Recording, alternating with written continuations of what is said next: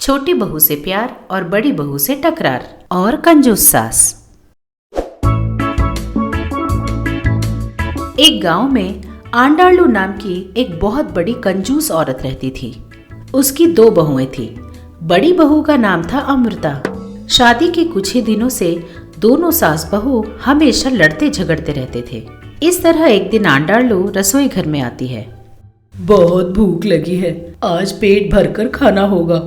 ऐसा सोचते हुए वो एक प्लेट में खाना परोसकर बाहर निकलती है। ये देखकर अमृता बोली, भूख लगी है बोलते हुए प्लेट में सिर्फ खाना रखने से क्या होगा, सब्जी कौन डालेगा?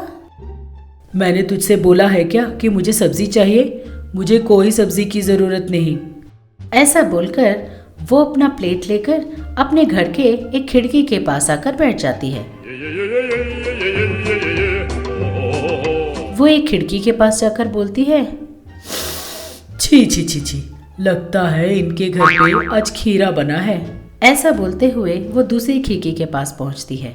वो वहां पहुंचकर भी जोर से खुशबू सूंघती है और बोलती है, लगता है इनके घर पे करेला बना है। ऐसा बोलकर वो तीसरी खिड़की के पास जाकर बैठने लगी। ये देखकर अमृता बोली, खिड़की के पास खुशबू सूंघकर आप ये बता सकती हैं कि आपके पड़ोस वालों ने क्या खाना बनाया है? हाँ, और नहीं तो क्या, मेरे नाक के बारे में तुझे कुछ पता भी है? ऐसा बोलते हुए वो उस खिड़की पर भी खुशबू सूंघने लगती है और बोलती है, हाँ, लगता है आज इनके घर पर मुर्गा बना है। रविवार के दिन हाथ में चावल और पड़ोस के घर में चिकन। हा हा हा हा, कितना अच्छा कॉम्बिनेशन है। आज मैं भर पेट खाना खा पाऊंगी। इस तरह बोलकर वो वहां बैठकर अपने नाक को खिड़की के बाहर रखकर खुशबू सूंघते हुए एक एक निवाला खाने लगी। ये देखकर अमृता बोली, छी छी, इतना सारा जायदाद है फिर भी आपकी कंजूसी नहीं गई। पता नहीं कैसी औरत हो आप। ओए, मेरा जायदाद है और मेरा घर है और ये मेरा खाना है और मेरा नाक है। तुझे इससे क्या? हाँ, तू भी जाकर एक प्लेट में खाना परोस कर आ जा और यहाँ आकर मेरे साथ बैठ जा। दोनों मिलकर खुशबू सूंघते हैं और पूरा खाना खा लेंगे। छी, मैं आपके जैसी कंजूस नहीं हूँ। मैं जाकर स्विगी में ऑर्डर कर कर खाना खाऊंगी। आप ही जाकर वो बचा हुआ खाना भी खा लीजिए। ऐसा बोलकर वो फोन पर ऑर्डर करने लगती है। अरे अरे, क्या किए जा रही है तू? कहा ना स्विगी में ऑर्डर करने वाली हूँ। अरे अरे, मैं इतने मुश्किल से एक एक पैसा जोड़ रही हूँ और तू है कि बैठे बैठे सारा पैसा खर्च किए जा रही है। अरे, बाप का माल समझा है क्या? ये पैसा मेरे पति का भी है और इसीलिए मेरी मर्जी भी चलेगी। अगर आपको खाना है तो बताइए, आपके लिए भी ऑर्डर कर देती हूँ। ऐसा बोलते हुए अमृता अपने कमरे में चली जाती है और इधर आंडालू उसे गालियाँ कोसती रहती है। पता नहीं कहां से मेरे घर पर पहुंच गई, मेरा सारा पैसा खर्च किए जा रही है। ऐसा सोचते हुए वो अचानक पड़ोस के घर में देखती है। अरे बाप रे, लगता है चिकन खत्म होने वाला है। धीरे धीरे खुशबू भी कम होती जा रही है। ऐसा बोलकर वो तुरंत खुशबू फिर से सूंघने लगती है। इस तरह आंडालू बहुत ज्यादा कंजूस थी। दूसरी तरफ उसकी बहू अमृता बहुत ट्रेंडी थी। एक दिन आंडालू अपने घर पर बैठी हुई थी तो उनके घर एक पंडित जी आए। बहन जी, आपके छोटे बेटे के लिए एक बहुत अच्छा रिश्ता आया है। पहले ये बताइए कि उनकी जायदाद कितनी है, फिर मैं बताऊंगी कि रिश्ता अच्छा है या बुरा। उनके पास ज्यादा जायदाद तो नहीं है, लेकिन पंडित जी बस बोल ही रहे थे कि आंडालू उन्हें रोक देती है। अरे, जब जायदाद ही नहीं है तो वो रिश्ता अच्छा कैसे हुआ? कोई अच्छा रिश्ता हो तब जाके आइएगा, अभी जाइए। ठीक है माँ जी। बिटिया ने कहा था कि कॉफी लेकर आएगी, उसी का इंतजार कर रहा था। अगर आप बहुत अच्छा रिश्ता लेकर आते तो मैं आपको पेट भर खाना भी खिला देती। अभी के लिए आप जा सकते हैं, उसने कहा। ऐसा बोलते ही पंडित जी वहाँ से चले गए। इधर आंडालू के छोटे बेटे कृष्णा और आंडालू की बड़ी बहू के चाचा की बेटी एक दूसरे से प्यार करते थे। एक दिन कृष्णा अपनी भाभी के पास आकर कहता है, भाभी, मैं आपकी बहन अंजलि से शादी करना चाहता हूँ। आपको ही हमारी शादी करवानी होगी। कृष्णा ने कहा। ये सुनकर अमृता दंग रह गई। क्या कहा? इतना बड़ा बम डाला है तुमने? अगर इस बारे में तुम्हारी माँ को पता चला तो हम लोग तो गए काम से। मैं वो सब नहीं जानता भाभी, मुझे अंजलि चाहिए बस, और मैं बस उसी से शादी करूँगा। कृष्णा ने बोला। थोड़ी देर कुछ सोचने के बाद अमृता बोली, दरअसल मेरे मन में भी कई दिनों से ये बात चल रही थी कि मैं अपनी बहन को इस घर की बहू बनाऊं। ठीक है, एक काम करते हैं। ऐसा बोलकर उसने कृष्णा को वहाँ से भेज दिया। इस तरह कुछ दिनों बाद आंडालू एक मंदिर जाती है और वो भगवान से प्रार्थना करते हुए बोलती है, हे भगवान, कई सालों से मैं आपके लिए प्रार्थना कर रही हूँ। कम से कम अब तो मेरी बात मानकर मेरे छोटे बेटे के लिए मुझ जैसी कोई अच्छी सी बहू दे दो। ऐसा बोलकर भगवान की हुंडी में 50 पैसे डालकर जब वो बाहर निकलती है तो वो देखती है कि नारियल फोड़ने की जगह पर एक लड़की उन सारे टूटे हुए नारियलों को एक झोले में डाल रही थी। ये देखकर आंडालू दंग रह गई और बोली, अरे ये लड़की क्या किए जा रही है? रास्ते में गिरे हुए सारे नारियल के टुकड़ों को वो क्यों उठा रही है? इस तरह मन में सोचकर वो उस लड़की के पास पहुंची। क्यों बेटी, इस तरह रास्ते में पड़े हुए नारियल के टुकड़ों को तुम क्यों उठा रही हो? ये बड़ा टॉप सीक्रेट है, किसी से मत बताना। इतना बड़ा सीक्रेट है तो पता तो करना ही होगा। कोई बात नहीं, बताओ बताओ। मैं कोई भी बात यूं ही नहीं बता देती, बिना किसी फायदे के मैं मुंह भी नहीं खोलती। आप यहाँ नहीं हो इसलिए आपको बता देती हूँ। मुझे पहले 10 रुपए का नोट दीजिए। क्या? अरे बाप रे, 10 रुपए? इतनी सी बात के लिए मैं तुझे 10 रुपए क्यों दूं? हाँ अच्छा चल, कोई बात नहीं, ये रहे 10 रुपए। अब बता। उन 10 रुपए को लेकर वो लड़की बोली, अरे कुछ नहीं, ये मेरा साइड बिजनेस है। इन सारे नारियल के टुकड़ों को मैं किसी दुकान में बेच दूंगी, थोड़े बहुत पैसे तो मिल ही जाएंगे ना। ये सुनकर आंडालू बोलती है, अरे इतने सालों से मेरे दिमाग में ये आइडिया तो कभी नहीं आया। बहुत अच्छा है। अच्छा तो बताओ तुम और क्या क्या करती हो? ये बात सुनते ही उस लड़की ने और 10 रुपए निकालने के लिए इशारा किया। आंडालू ने अपना मन बांधकर वो 10 रुपए भी दे दिए। ऐसा वैसा कुछ नहीं है माँ जी, अगर मुझे मुनाफा दिखे तो मैं कोई भी काम करने को तैयार हूँ। इस तरह वो अपने बारे में बताने लगी। आंडालू को उस लड़की को देखकर बहुत अच्छा लगा। उस लड़की में वो अपने आप को देख रही थी।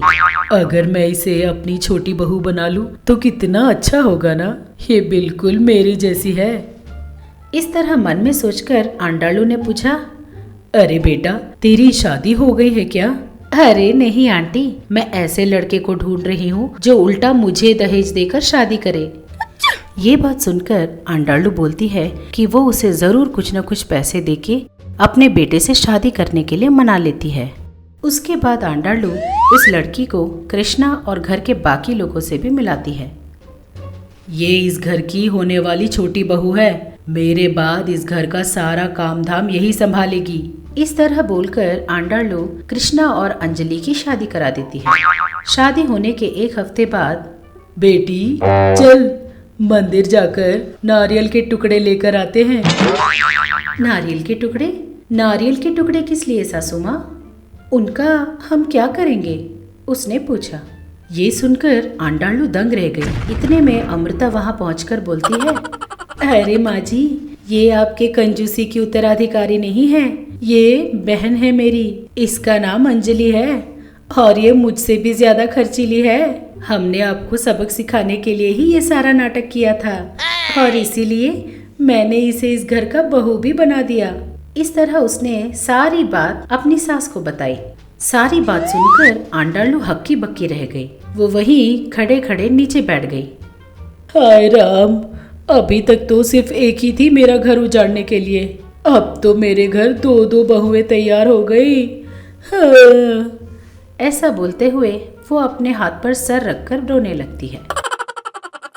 कंजूस सास, खर्चीली बहू। एक गांव में शांति और सरोजा की सास बहू रहते थे। सरोजा बहुत बड़ी कंजूस औरत थी और शांति बहुत समझदार बहू थी। नई नई शादी करके शांति अपने ससुराल आई थी। उसने अपने नौकरानी से कहा, कुमारी ये ले चाय पी। उसने कहा। ये सुनकर कुमारी बोली, अरे बाप रे मेम साहब, मुझे चाय मत दीजिए, ये बात अगर बड़ी मेम साहब को पता चला तो बहुत गुस्सा करेंगी। ठीक है, मैं चलती हूँ। इस तरह वो डरते हुए चली गई। ये देखकर शांति सोची, क्या हुआ इसे, ये सब क्यों बोला? चलो कोई बात नहीं। ऐसा सोचकर वो अपने सास के पास गई। सासू माँ, दोपहर के खाने में क्या बनाऊं? शांति पूछती है। तब सरोजा बोलती है, चावल चढ़ा देना और सुबह और शाम के लिए एक साथ ही पूरी सब्जी बना देना। ठंडा होने के बाद खाने में और भी अच्छा रहेगा और ज्यादा भी लगेगा। और लगे हाथों भिंडी का सांबार बना देना। इस तरह बोलती है। ये सुनकर शांति बोली, क्यों सासू माँ, रात का खाना रात को ही बनाएंगे ना, तब गरम गरम खा सकते हैं। इस तरह सुबह का ठंडा खाना खाएंगे तो ठीक से पचेगा नहीं सासू माँ। ऊपर से सर्दी का मौसम है, बाहर काम से आए मर्दों को भी ठंडा ठंडा खाना क्या खिलाएंगे हम। वो बोलती है। ये सुनकर, अरे बाप रे बाप रे बाप, 2 बार चावल पकाएगी तो कितना गैस बर्बाद होता है पता है। वैसे भी तेरी शादी को बस अभी 10 ही दिन हुए हैं। अभी से इस घर पर अपना राज करना चाहती है। जाकर मैंने जैसा बोला है वैसा ही करो, जाओ। ये सुनते ही शांति अपना सर झुकाकर ठीक है बोलकर अंदर चली जाती है। इसी तरह देखते ही देखते 3 महीने बीत गए। एक दिन शांति के माता पिता शांति से मिलने के लिए उसके ससुराल आते हैं। उन्हें देखकर सरोजा बोली, हाँ आइए आइए भाई साहब, कैसी हो बहन जी, क्या बात है, इधर कैसे आना हुआ? दरअसल इस गांव में थोड़ा सा काम था, इसीलिए हम लोग यहाँ आए थे और यहाँ तक आए हैं तो सोचा था बेटी से एक बार मिलकर ही चले जाएं। ये लीजिए बहन जी, ये स्वीट्स और फल लेकर अंदर रख दीजिए। तब सरोजा बोली, शांति, ओ शांति, तुम्हारे माता पिता आए हैं, जरा पानी तो लाना। उसने उसे पुकारा। शांति बड़ी खुशी खुशी बाहर आई। हाय माँ, हाय पापा, क्या मेरे लिए सरप्राइज है? कैसे हैं आप लोग? ये लीजिए पानी पीजिए। पिताजी आपको कॉफी पसंद है ना?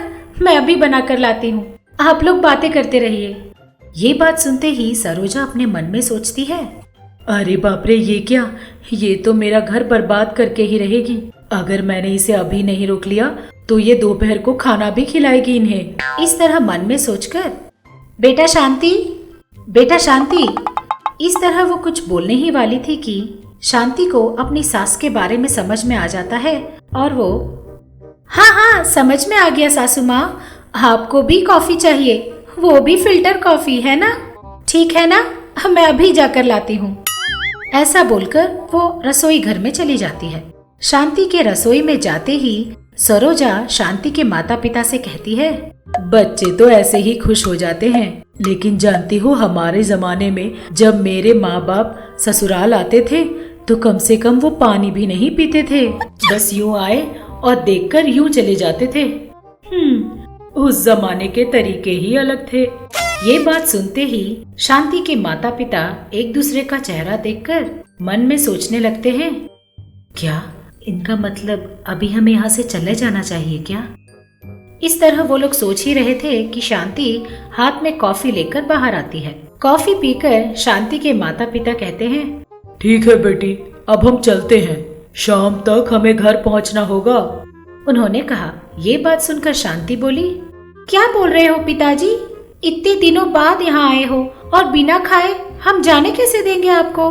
हमारी सासू माँ का इज्जत का क्या होगा? हमारी सासू माँ के मछलियों के फार्म से निकले मछलियों का सब्जी खाए बिना मैं आपको कहीं नहीं जाने दूंगी। मैंने ठीक कहा ना सासू माँ?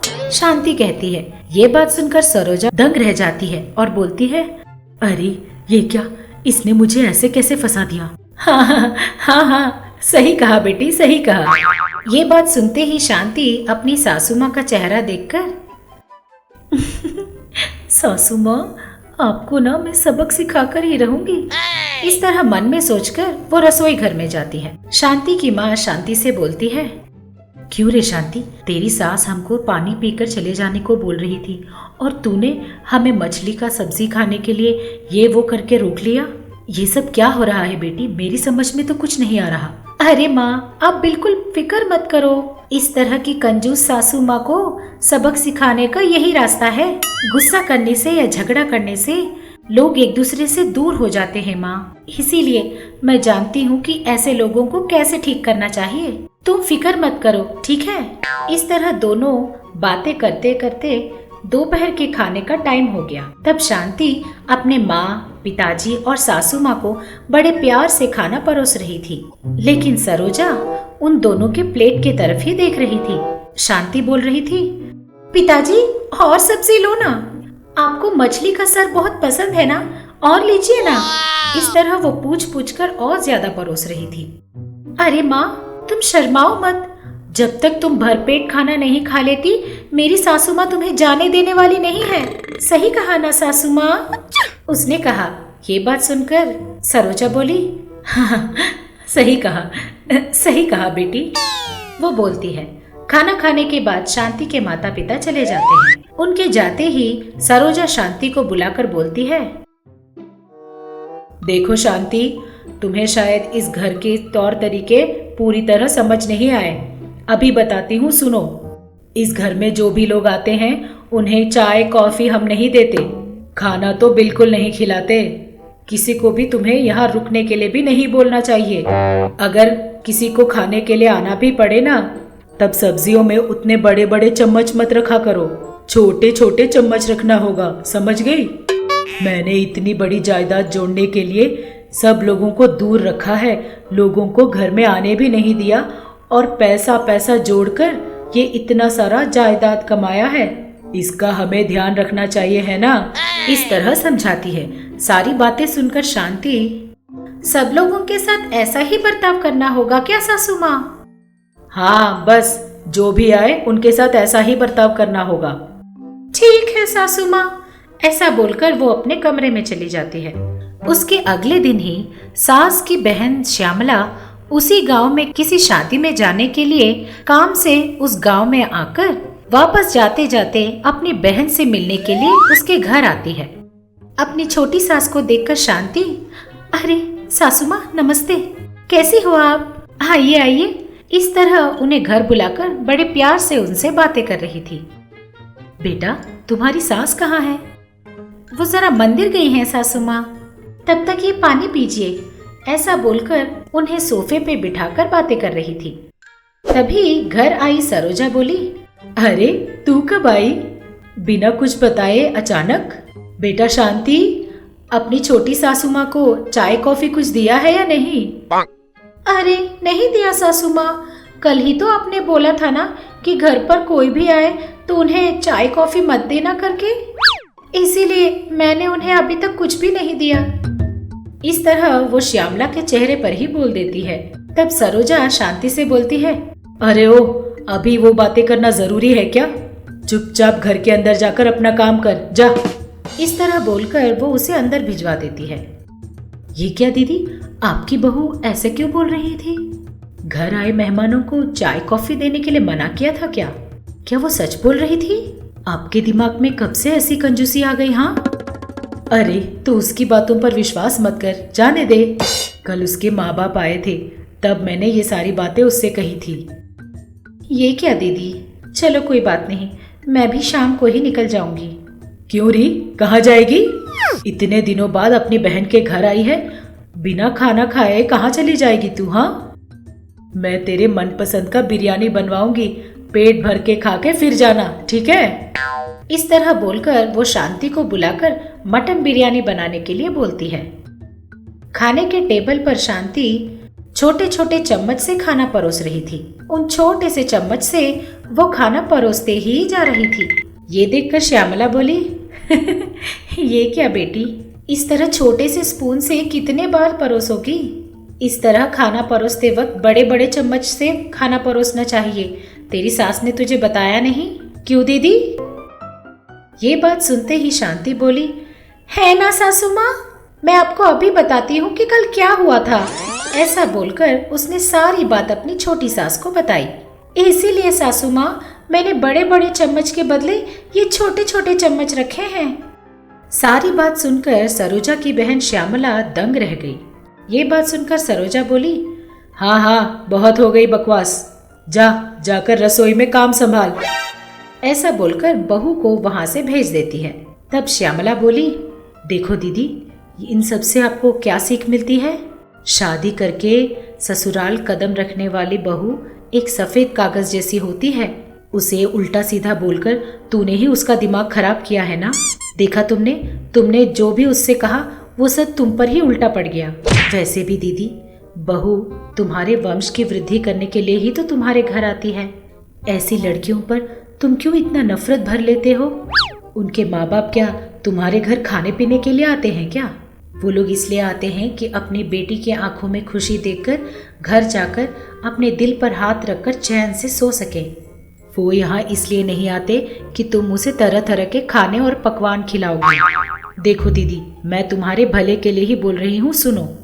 शांति बहुत ही भली लड़की है, बहुत समझदार लड़की है। तुम उसके साथ प्यार से रहो, तभी वो लड़की तुम्हें भी प्यार से ही देखेगी। इस तरह अपनी कंजूसी उस पर मत दिखाओ, समझ गई? तो मैं अब चलती हूँ। इस तरह बोलकर श्यामला अपने घर के लिए निकल जाती है। अपनी बहन की बातें सुनकर सरोजा सोचती है, श्यामला ने सही कहा, मैं बड़ी मूर्खता से पेश आ रही थी। उसने सच कहा, मैंने लोगों को दूर रखकर खूब पैसे तो कमाए हैं, लेकिन मुझसे सारे रिश्ते छिन गए। आगे से मुझे अपने आप को बदलना होगा। इस तरह मन में सोचती है। अगली सुबह सरोजा जब अपने घर के सामने बैठकर पेपर पढ़ रही थी, तब उनकी नौकरानी कुमारी बोली, माँ जी, सारा काम हो गया है, अब मैं चलती हूँ। ये बात सुनते ही सरोजा बोली, अरे रुक रुक शांति, जरा कुमारी के लिए चाय तो बनाना बेटी। ये बात सुनते ही कुमारी दंग रह गई। इधर शांति भी बहुत खुश थी कि उसका प्लान सक्सेस हुआ और उसकी सास में बदलाव आ गया।